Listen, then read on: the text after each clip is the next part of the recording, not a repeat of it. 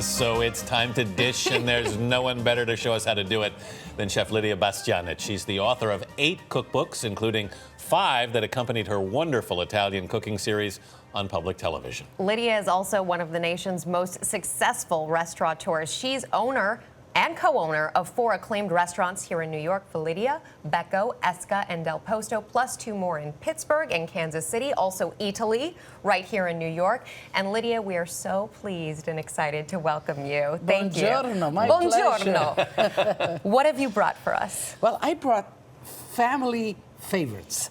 And this chicken, Grandma's chicken, my mother, who's 93. Wow, great. In a skillet with some roasted potatoes, caramelized onions, a little rosemary. Simple and delicious. Stuffed tomatoes, a nice vegetable, and some rolled zucchini. And great memories attached to this for you. Absolutely, absolutely. That's what food is all about. It is, isn't it? Yeah, family, memories, pulling everybody together. Speaking of family and memories, you came over here to the United States from Italy fleeing communism, right, as a young kid? I did. I came here in 1958, and I was 12. You can count the years. But I was 12, and we come Italy, the boot, in the northeast corner, under Austria. Now it's Slovenia. That part is where I was born. There's a little peninsula called Istria. And after World War II, that whole area was given to the newly formed communist Yugoslavia under Marshal Tito. And we got caught behind. I was just born at that time. We got caught behind the Iron Curtain.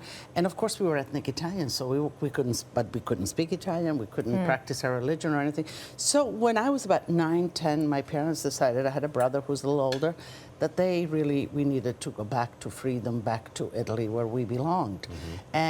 But we couldn't. They wouldn't let you out. So my mother, my brother, and I went as tourists. My father had to escape because they wouldn't let the whole family out. He escaped. We reunited in Trieste. Trieste is the big port city where I had relatives and cousins, and we lived with them for a while. But life was difficult even in Italy. And so there was an option. We went to a political refugee camp in Trieste, San Saba. Now it's a museum. We stayed there for 2 years, waiting to migrate on. And Dwight Eisenhower was the president then.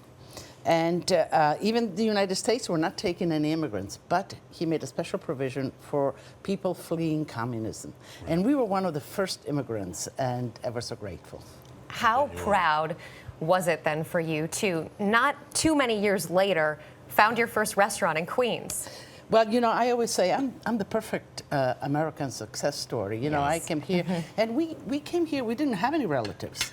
The Catholic Relief Services brought us here, found a home for us, and found a job for my family, and slowly we began to make our lives. So, it is such an opportunity, what America really offers to somebody.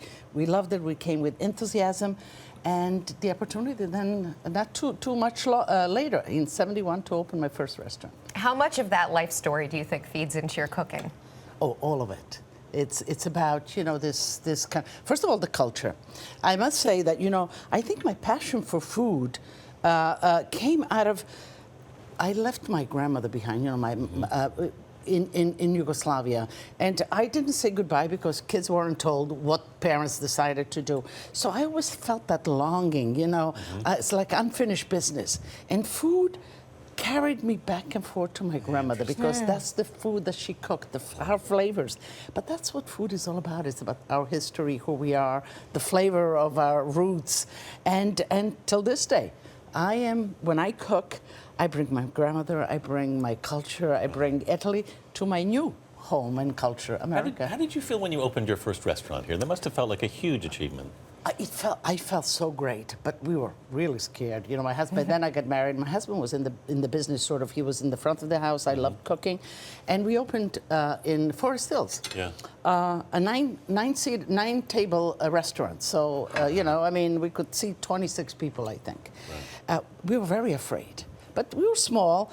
All of the savings that we had made, borrowed from my mother, we opened. And then we opened the door, and the first night, I remember it was raining, but a line formed.